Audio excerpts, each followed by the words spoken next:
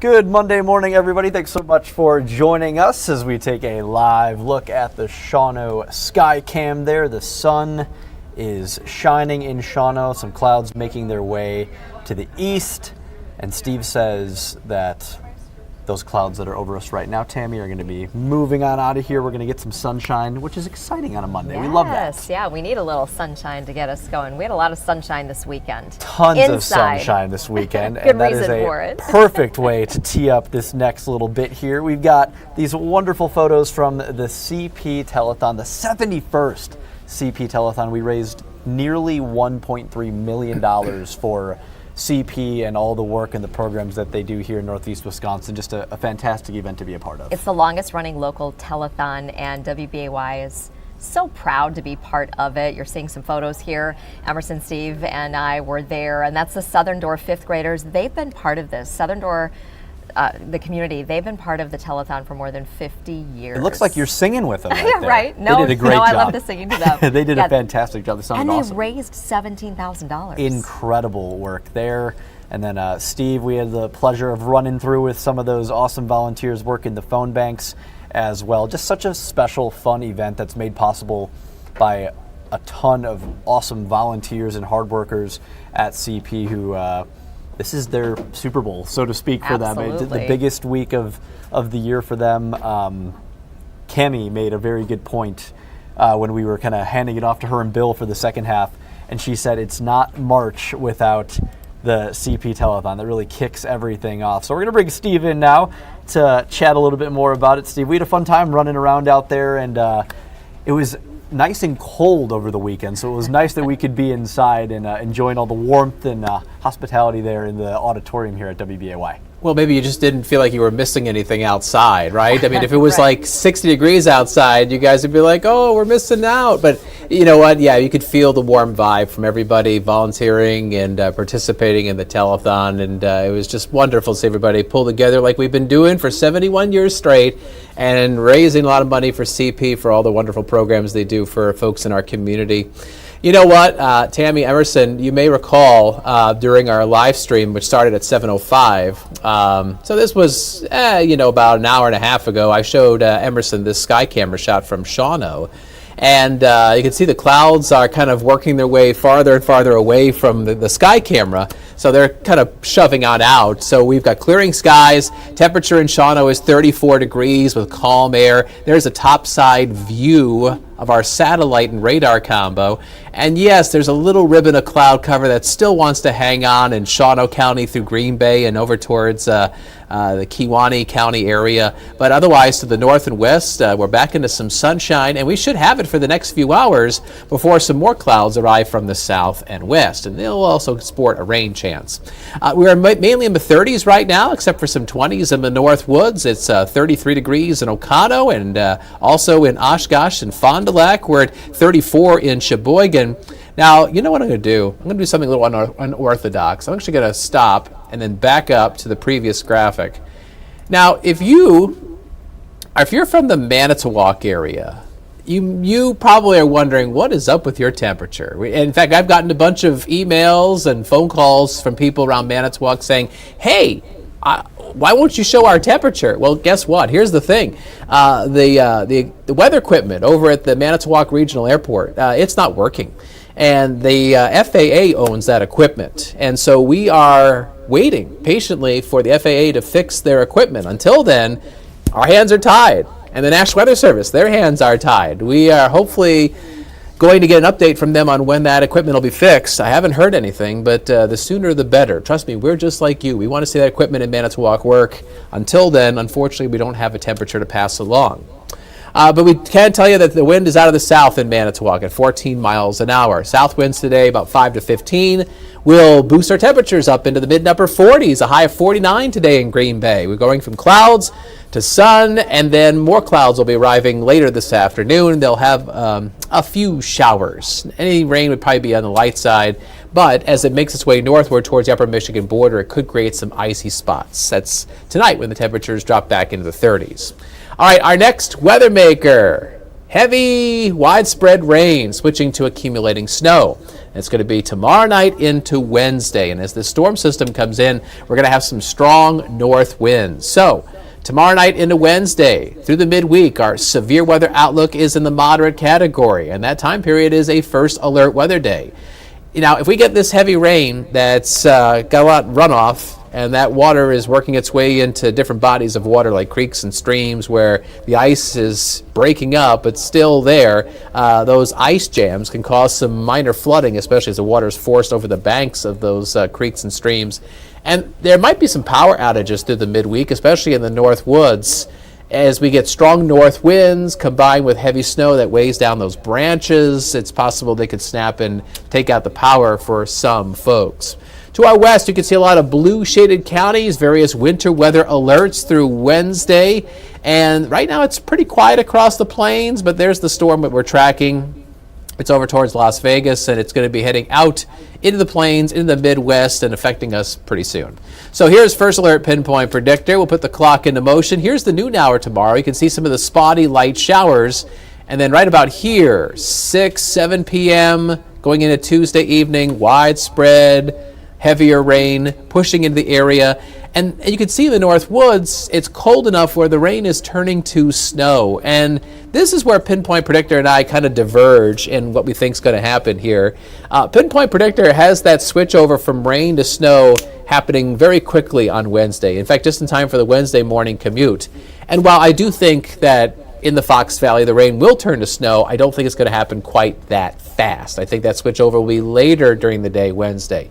And that's key, because if the rain turns to snow very quickly, well, then our snowfall totals all of a sudden become higher and higher. If that switch over happens later, well, then our snowfall totals will be lower and lower and lower. But regardless, there will be a switch over from rain to snow as we go into Wednesday, and that snow should be wrapping up heading into Wednesday evening. So if you look at all the precipitation, the rain plus the melted snow, we're looking at about 1 to 2 inches of moisture, which I would think our farmers would probably be happy to get in advance of the growing season. The question is how much of that is going to be rain versus how much of that's going to be snow.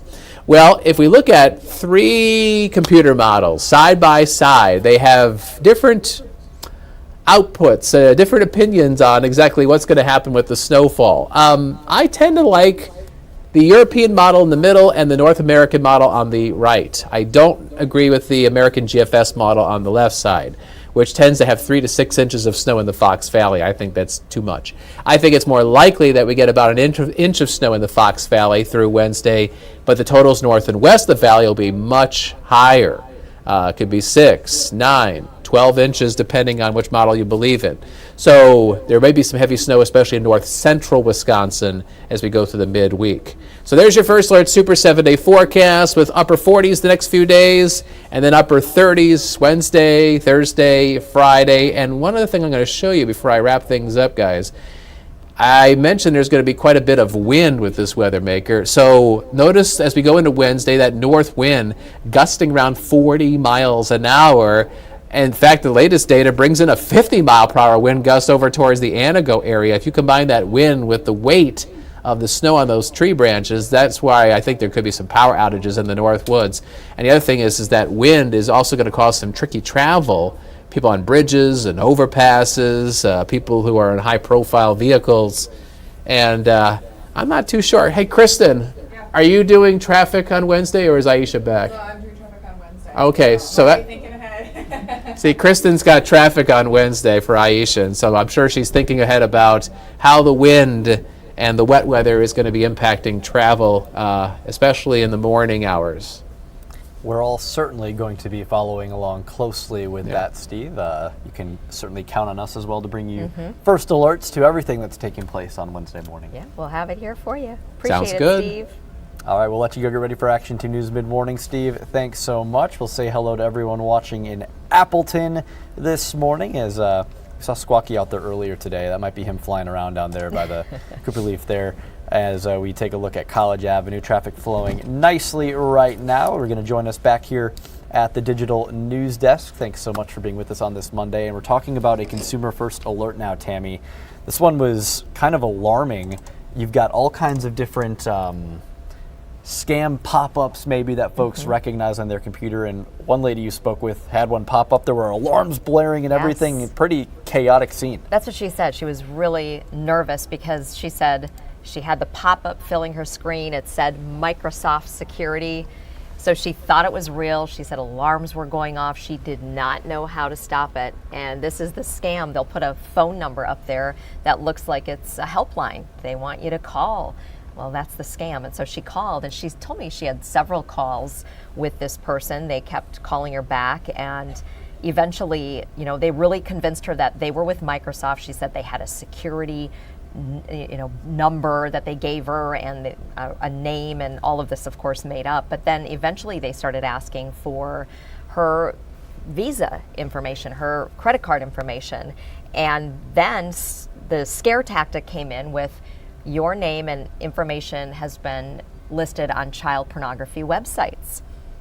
And she got really nervous about that. She did not share her credit card information. She said, I watch your consumer alerts, and I know that you say don't share your personal information. She's an attentive listener and watching. Yes, so she hung up.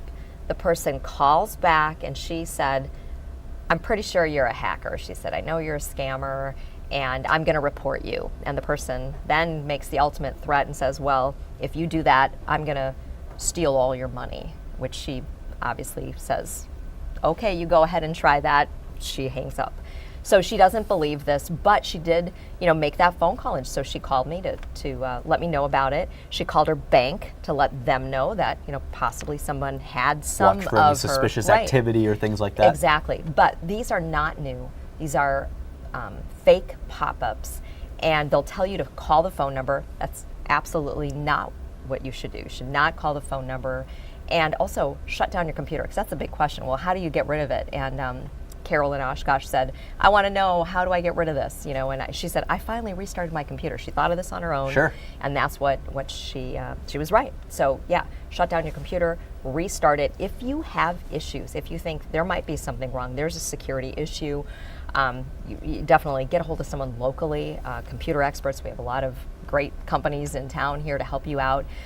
Something else too that cybersecurity experts say, they will also, if you call them or if you click on links, sometimes they try to get remote access and then try to steal your passwords. And I've talked with people who said they got into my bank accounts. So you've got to stop that communication. You see pop-ups on your screen. And I'm going to tell you, a lot of times, these kind of tech supports, doing a little research on this, they are impacting older people. Okay. Because that fear factor comes in. Okay. So, so share this with people that you know, grandparents, loved ones.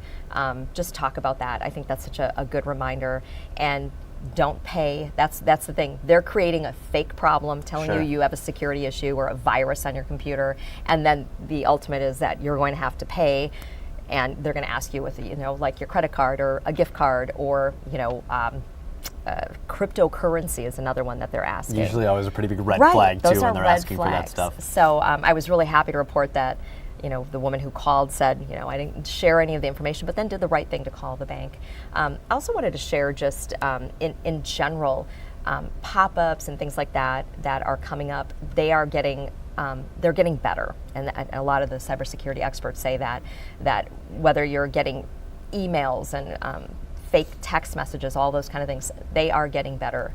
The scammers are getting better with their techniques, and so really be cautious before you click on anything Sure. or call any phone numbers. Microsoft warns about this, and they don't just use Microsoft, they'll use other security virus names that you recognize, which they try to make it more believable. So Microsoft is aware of this. They have big warnings on their website. They talk about it. We don't do that. We don't put a phone number on there and have a pop-up security message that comes up. And you can always be safe and go to Microsoft's website and find Absolutely. that contact support Right, number right. on the actual website. On the real website. Always a safe way to call right. as well. But as we get smarter, the scammers, they try and get smarter as well. So always Right. important. And a big shout out to the nice lady from Oshkosh for Right. calling in to share this message Right. with people to avoid it. And that's the thing, I think that she was aware of scams. She said, I had not heard of this one. And I've reported on this in the past, but not recently, so I thought that's really important. Even if it's not a brand new scam, people need to be aware that this is happening. So happy to let everybody know and pass along that information. So my full report is under Consumer First Alert under our website, WBAY.com. All right, make sure to check that out. Make sure to enjoy the warm temperatures, the sunshine once it arrives today. We're taking a live look at Sturgeon Bay. It's always fun to see the boats out there in at the melting the ice, harbor, and that too. ice is just melting away.